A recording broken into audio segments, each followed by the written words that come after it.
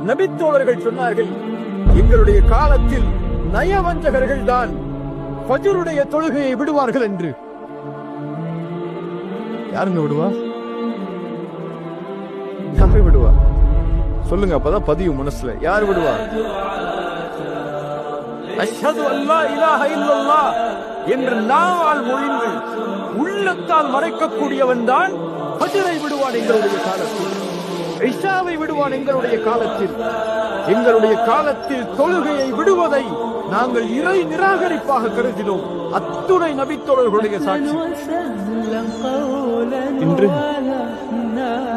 தொழுகையில் நம்முடைய நிலைமை என்ன? சமூகத்துடைய நிலைமை என்ன? அல்லாஹ்வுடைய தூதர் ஸல்லல்லாஹு அலைஹி வஸல்லம் கடைசியாக சொன்னார்கள், அஸ்ஸலா அஸ்ஸலா, தொழுகை. தொழுகையுடைய விஷயத்தில் உங்களை பாதுகாத்துக் கொள்ளுங்கள். தொழுகையுடைய விஷயத்தில் உங்களை பாதுகாத்துக் கொள்ளுங்கள்.